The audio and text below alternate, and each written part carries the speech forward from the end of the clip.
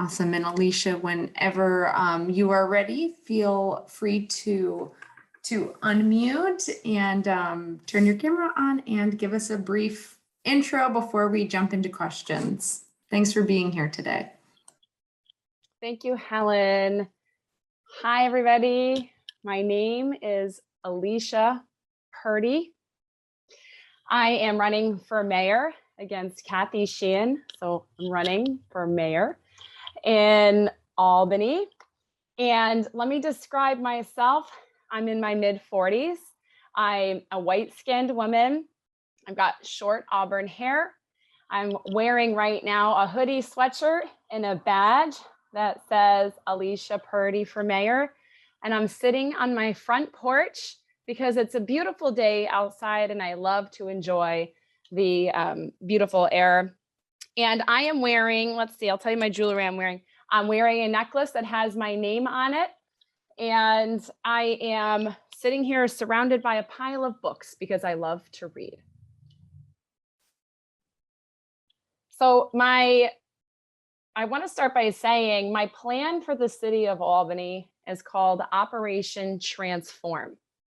And the last time we spoke, I was still putting that together. So today I'm really excited to talk to you about how Operation Transform addresses not only the needs of the city of Albany with a clear set of deliverables and expectations, but it's very comprehensive in who it reaches.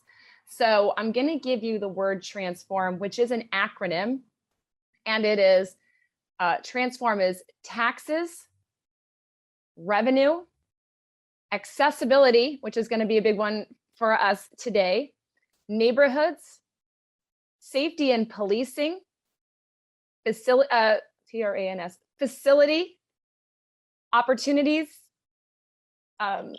resources, and management. So that is the plan for Albany under my administration, Operation Transform. And I'm looking forward to answering your questions today. So let's dream together.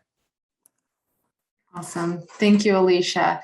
If anyone has any questions, please feel free to unmute yourself or put any questions you may have in the chat.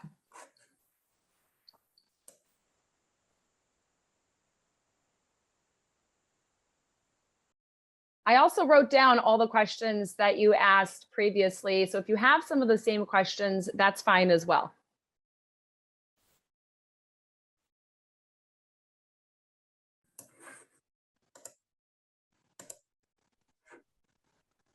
All right. I'm looking through and don't see anyone. This is Mary Beth. Awesome, Mary Beth. Welcome. Oh, thank you. Actually, this time I have a question about accessible pedestrian signals. We talked a little bit about walking in the previous thing.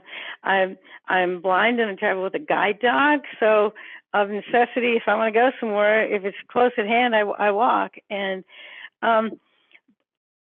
there are many places now where the primary way of crossing a street is if the hand is up. That doesn't really work for me. In some places, accessible pedestrian signals have been put in, but sometimes the poles will be, say, 10 or 15 feet away from the curb. So particularly in the winter, when, as Paul was mentioning, there's snow around, it's like one of those Saturday Night Live things. You run over, push the button, get back to the curb, the light's already changed, run back. It's like being on a little wheel. I was wondering if you had any plans as far as keeping construction sites and accessible, and also making certain that accessible pedestrian signals, which are expensive, are placed so that people can actually use them. Thank you. Yes, so in the last time that we spoke at the last forum, this came up as well, the beg buttons across the street that nobody can get to easily, especially if you're blind, like you said, and you have to figure out a way to get out of traffic so that you can cross the street safely. One of the things that the city of Albany has really failed to do is stay on top of little livability issues. So whether it's the audio boxes, for example, that allow you to cross the street safely, or a light bulb in a darkened area. It has been very ignored in the city of Albany. And speaking of being blind, I have to tell you, I take pictures around the city all the time of cones in the middle of a sidewalk where a pole once was, and there's a remnant of a pole you can very easily trip over. There are wires that are scattered all over the ground that you could very easily trip over. And what a shame that is. It not only does it add to the blighted appearance of the city of Albany, but it's incredibly unsafe, especially if you cannot see when you are walking.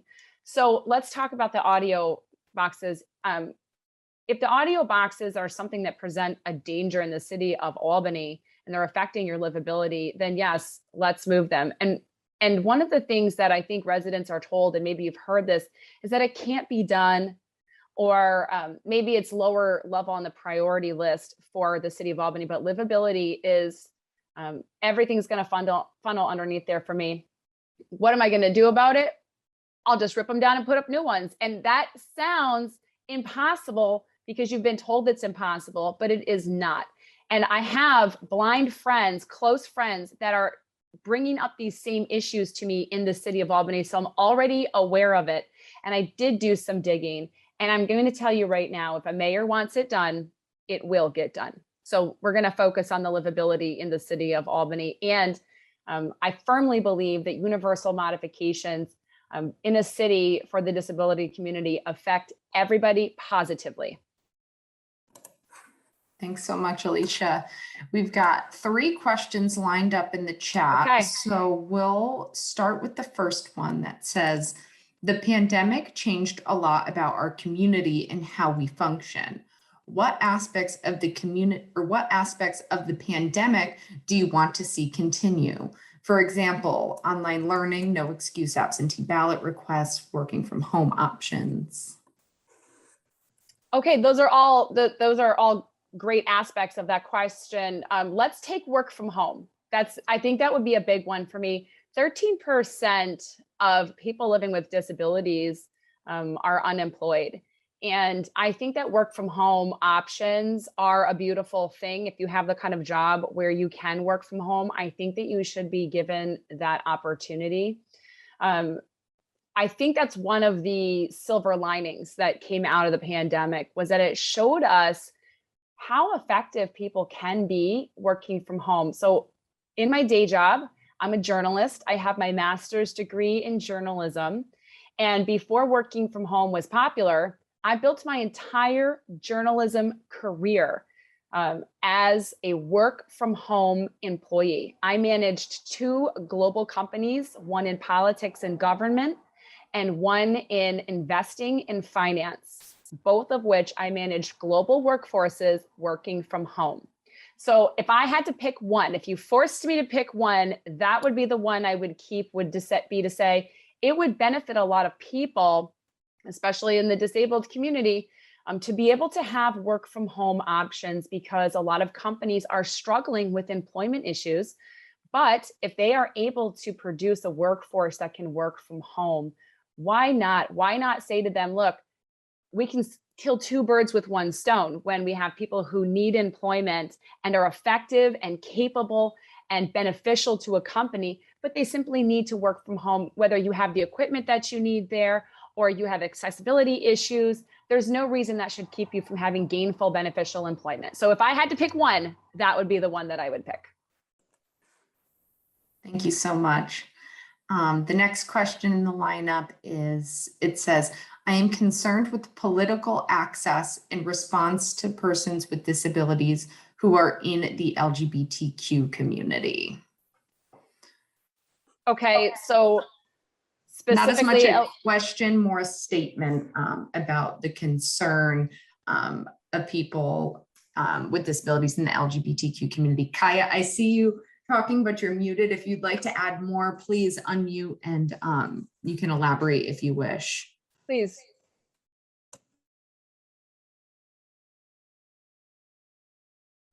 She's saying she can't unmute. Well, Okay, let me hit it from both sides. How about that? Oh, wait, I got Oh, it. there we go. Okay, thanks, Kaya. So anyway, yeah, what the question or the statement, I should have phrased it as a question, but it regards one of the things in social media, which of course isn't a scientific sample, but one of the frequent questions I run across, both, in Albany in general, and also, here, is a lot of people, particularly within access to medicine, okay, they find themselves like sort of searching for medical assistance. And I think this is perhaps it applies to the community as a whole, the LGBT community, but especially persons with disabilities who may feel that, it's already, maybe the cards are stacked against them a little. I just wondered, like, specifically, what, if anything, I know within the city of Albany, I know it's a larger issue for the county and the state, but in the city of Albany, what happens with, people who might be seeking redress or, at least further education, in the medical community, as well as with first responders, which go back to my first question. I don't know, if you have delved into that or not, but it has been a big issue. And, to go without medical care, assuming one has insurance, comes up a lot. Okay, so Thank let me you. see. Yeah, let me see if I understand your question. First of all, the LGBTQ community, if there are challenges there, and there are specifically the disabled LGBTQ community, if you're talking in terms of, let's take it two ways, discrimination, Yes, okay, and accessibility. yes. So, okay, great. So let's talk about accessibility. First of all, accessibility is one of the letters in Operation Transform. And it's going to have two focuses. One is how you access your city. And I don't care who you are.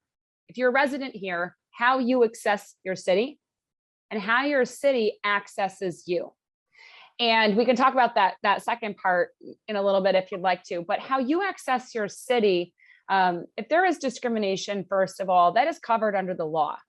And Right. that is a problem. And I do uphold the law, and I do affirm the value, dignity, and worth of every human life, regardless of status of any kind. So I just want to make that very, very clear. When we get to a subset of the disabled community, people who are LGBTQ, and you're saying that they're struggling with city discrimination from city employees that are doing a city job specifically, Not that necessarily, but within, within the city, within the purview of the city and the reach of the city, they may, like with private physicians or clinics or hospitals too. Well, that's disappointing to hear, first of all.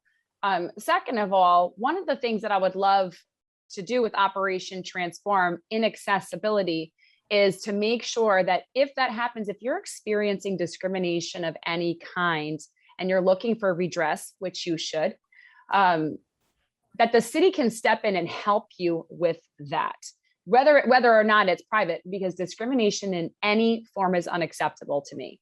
Unacceptable. Doesn't matter who you are or who's doing the discriminating. It's off the table as far as I'm concerned. So let's say you've been discriminated by a private company or a city worker trying to get access to your medical medications, equipment, needs, etc. The thing that I have planned for the city of Albany is a specific department for communications where, and I'm brainstorming some ideas here, maybe a 5-digit text number, or, but anyway, at the end of the day, a live human being, a department whose exclusive job it is to connect you with another human being and not just give you a phone number to call. They make the call for you. They follow up to make sure your needs were met. They take your feedback and say, okay, do we still have a problem? Let's keep going. They have access to resources at the county, at the state level. Maybe you need legal help now because a private company has their own set of rules. But I can tell you, So that's accessibility. But I can tell you that discrimination in any form, I don't care what it is, it's not acceptable. And the city will be here for you to not only access the city for help, but the city will continue that path of accessibility till we can get to the end of the problem. Does that answer your question? Yeah, I think it does come up, and I think that I'm sorry to hear that. yeah, it does. It's yeah, but I think it is, especially with persons with disabilities who need ongoing, access to medical care, rehabilitation. So that's actually even a more expanded conversation, which we can have if you want to Sure. as well. Yeah. So Thank you. ongoing access is something that when we talk, and I'll just say it, and then we'll get to a question. I'll put a little plug in for now. I know we could do this all day. I know. Ongoing access in the city of Albany pertains to everything that is legally covered by the ADA, but also just standard human being, good neighbor concern in the city of Albany. My perspective on government in the city of Albany is not that government should rule over people, but that government should facilitate and scaffold people to have opportunities that they need to make sure that they're living and thriving in our city. And you're right, it is an ongoing thing. And one of the things C-Click Fix was mentioned before is kind of closed out without resolution. That is a problem. And so some of these problems are ongoing. And I think it's important with the city, as city leadership, we let them continue to be ongoing until they've reached a satisfactory conclusion or resolution. Awesome. Thank you so much for that. Thank you. The last question, oh, never mind. We've got two questions in queue. The first one is, currently the ADA committee of the city is not meeting and may not even have a chair. What will you do to make the committee's work a priority and be resourced? Yes, that is disappointing. So under Operation Transform, we have taxes and revenue. That's the T and the R in Operation Transform. The city actually does have a pretty flexible budget. I have spent time over the last year combing through the last several years of the city's budget. And not only have I found a number of financial gaps where budget lines are not itemized, and there are some broad sweeping ambiguous words like services that you can't itemize or find. There is money to be able to provide resources to things like the ADA committee. And like I said before, I have a number of disabled people in my life, and I'm out and about with them frequently. So I encounter these challenges all the time. The ADA committee has got to stay on top of things. And I hope that they'll operate as a check and balance to city government, because city government can only do so much with what they know. And so we've got to have people like the ADA committee in Albany to say, wait a minute, this is an issue and we're going to keep pushing, or we're going to bring it to your attention. The money is available to do a lot more. There's an incredible amount, it's staggering, of wasteful spending in the city of Albany, and also spending on things that provide no deliverables to the people and a lack of accountability of what's happening with that money. And so what would I do to ensure it? First of all, we're going to rearrange bits of the budget where there are large chunks of money that we simply can't account for or haven't been transparent with in the city of Albany. And we're going to ensure that there's livability for all people. And honestly, I'm very disappointed to hear about the ADA committee that the city leadership has not done anything with this, because here we are tripping over snow, slamming into stuff, walking in front of a cone. You can't get up into a building to have somebody said they wanted to be a foodie. You can't be a foodie with your partner who's in a wheelchair. That kind of stuff is ridiculous, and it's unacceptable in the capital city of New York State. Thank you so much. I'm going to give everyone, there's no more questions at the moment, but I am going to read a comment going back to the prior question that Kaya was mentioning. It's from Shamika. It says, in the next few months, I will be working with partners to launch a website for people with disabilities who are LGBTQ+. We have a statewide group that meets via Zoom on the 4th Tuesday of every month. We currently have a working group for the Capital Region as well. So if you know people interested, they can reach out to me at sandrews@samies.org. And this works well because I see Shamika has her hand up. So Shamika, feel free to unmute yourself and ask whatever questions it is that you may have. Well, I just wanted to make a comment on, I mean, if people have a question about my comment about the LGBT thing, that's fine too. But I wanted to make a comment about the ADA committee. As a person that was actually is technically a member of the ADA committee, I'm very disappointed of what happened. I think the city had their own agenda for what that was supposed to do and supposed to look like. And they went forth with that agenda in not a very good way. Just to be honest, the last time we met, it was all around making parks accessible, but they had all of this work done on stuff in the parks, but the access to get to the parks was not considered, and the people on the committee were not consulted about that until I went to, we were supposed to tour the parks, and I pointed out that, the access to the parks was, a few of them that I saw was filled with mud. And I still, to this day, because my name is listed, attached to that committee, and for the people that know me, I'm kind of ashamed that was the result. And like, since that project was completed, nothing else has been done as far as I'm aware. But Okay. anyway. So if I can speak to that for a second, I'm going to say just a couple of things. I'm going to sign it. How about that? So I'm mad. I'm sad.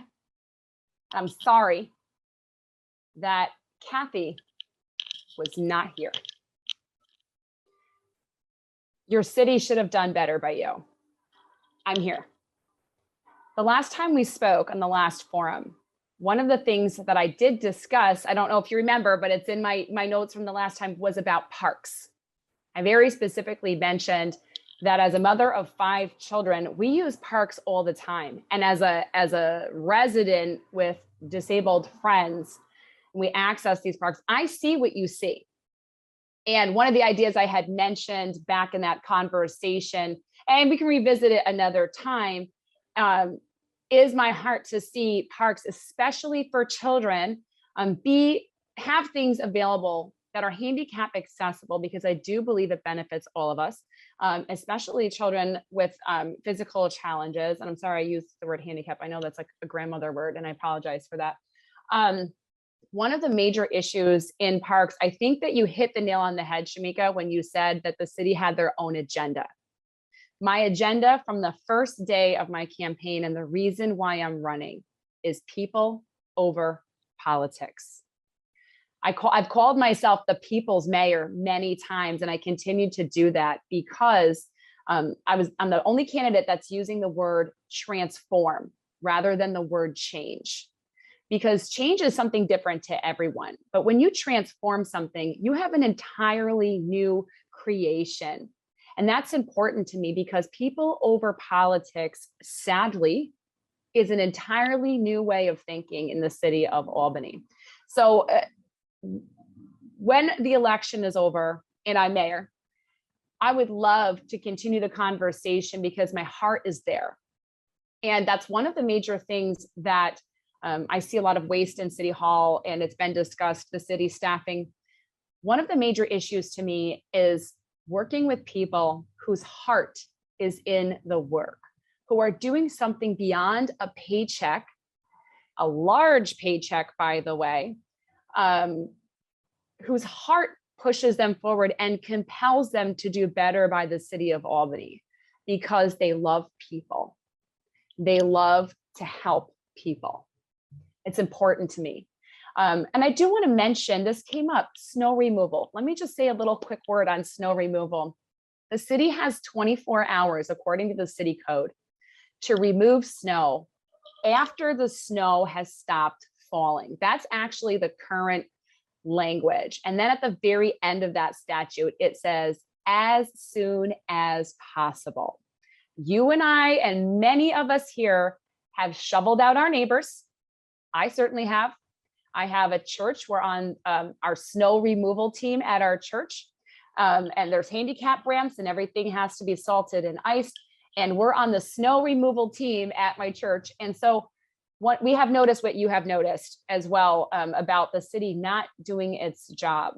And again, I'm not blaming DGS. I'm not blaming the people. We have over 700 streets in the city of Albany. So when there's a massive amount of snow, it is a massive job. I personally don't agree with the language that 24 hours after cessation of snowfall should it be removed. I shovel at my house and I know sometimes I have to shovel twice in a snowfall in a day. I think the city of Albany can do better. And we know from the last snow emergency we had, it is possible to get some trucks and pick it up and take it away. But again, it's people over politics. And that's really what I bring to the table with Operation Transform. And you can go find it. It's online on my website on transformalbany.com. A lot of those ideas are up there. I've gone to great lengths to put them there. So just to say, universal modifications for people with disabilities benefit everybody, and focusing on people is the win in Albany.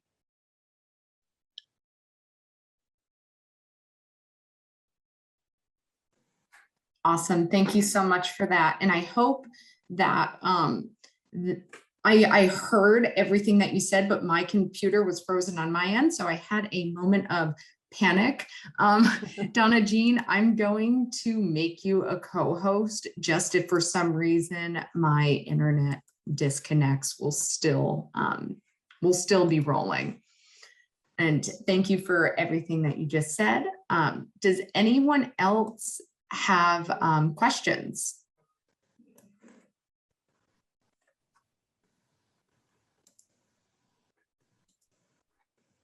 Oh gosh, hold on. I'm not frozen on my end. I don't know if anyone else is.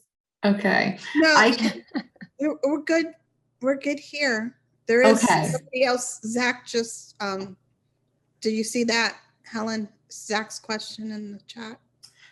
I don't. I can hear everyone.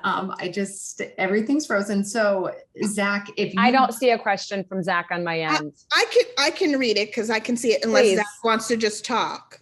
Please do. Hi, I'm here. Thanks, Zach. Hi, Alicia. Thank you for being here this Hi. morning. So my question for you is, as you know, we're going to get a new mayoral administration, and we have a new governor. So where do you see opportunities to work with the next mayor and the new governor on disability related issues? So are you saying in the event I'm not elected mayor? I'm talking about the mayor of New York City and the new governor, Okay. Kathy Hochul. Where do you, Yes. if you win, where do you see opportunities to work with the two of them on disability related issues? So I've met our new governor, Kathy Hochul, and have not spoken with her at length on this specific issue. However, again, I'm gonna say it again because it matters to me that modifications that benefit people with disabilities benefit us all. Now, the mayor elected into New York City will also be brand new, and I'm sure that look at New York City. How many people in New York City live in a third floor walk-up? These are issues. I have a dear friend who struggled with MS, and she lived on a third floor walk-up in Soho. And it was impossible for her to get out of the house. Her quality of life went way down. And that was one person in the city of 1 million people. So working together, I think, as with Albany as the capital city of the state of New York, and then New York City as the most influential second state. I personally think Albany is more influential because we're the seat of power here in New York. I think it's paramount to address people that is, New York City is an old city. It's got decrepit buildings. They do have some laws in place and statutes that prevent or excuse a lack of modifications. That's a ship that's going to take time to turn around. But I think that the mayoral, both mayoral candidates right now, there's the Republican Curtis Sliwa, and then there's Eric, who's sort of the presumptive mayoral win. But who knows? They're both people that have expressed in the past, if you've tracked their campaigns, which I have, a heart for people who are struggling in the city. And I think it's important to get together and bring ADA committees and real people whose heart is already in the work to the table. And I can tell you right now, Kathy Hochul will be on board with something like that. And I really think any governor would if they had a perspective of people over politics. And because that's my perspective as mayor, that's going to be driving everything I do. And the mayor of New York City is on the top of the hit parade of people to work with because we are deeply connected to New York City. So how would I work with them? First of all, I've already reached out to them. Second of all, in terms of specifically the disability community, it'll just be on the top of the hit parade because it's near and dear to my heart. Thank you. Awesome. Thank you so much. I think now would be a good time if you had any closing remarks, Alicia, and then just thank you for your time and thank you for being here today. Absolutely. So I want to say one thing. You saw me use a little bit of sign language today. I'm not proficient in ASL, but I do have some family members who are deaf. And so that's where it came from. I do know enough to get by.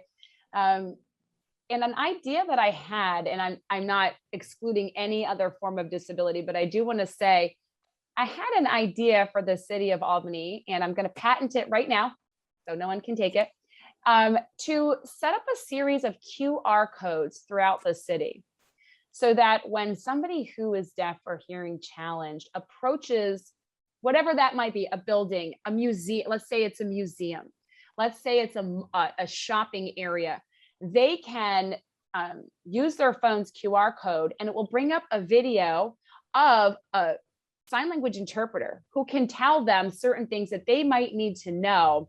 Maybe we put them throughout the city where there is a sign language interpreter available for people who need communication and might have questions about a specific place or a point in time where they want to enter or participate in, and they're unable to ask those questions. Maybe they don't have somebody with them.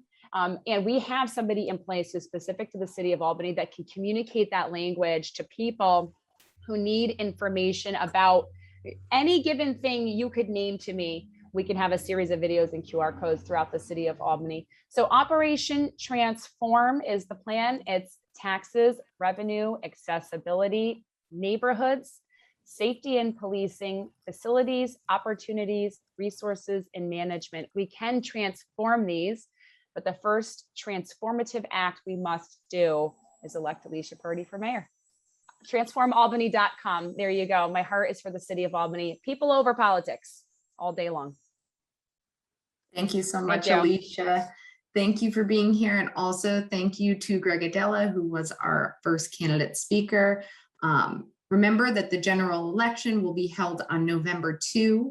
You can vote early from October 23 to October 31. And if you're not already registered to vote, you have until October 8th to do so. If you'd like to register to vote, you can give me a call or the County Board of Elections office.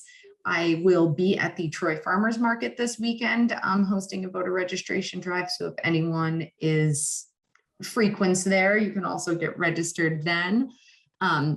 If you have any questions at all, you can call me at 518-860-8158. That is my direct work cell.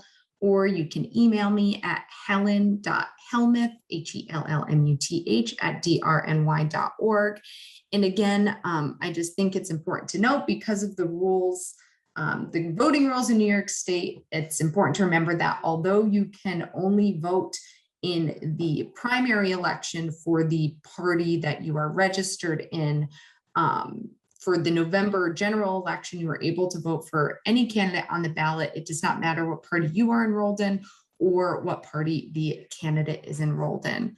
So thank you all again for joining us. And I also want to note that absentee ballot applications, yeah, I believe, need to be in by October 18th.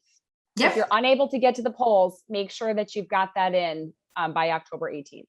That is correct. And any voter up until January of 2022, any voter, regardless of if they have a disability or if they're going to be out of the county, they can vote using an absentee ballot. So if you would just prefer to get your ballot mailed to you, you can do it that way. And Alicia is correct. It is October 18th is the deadline.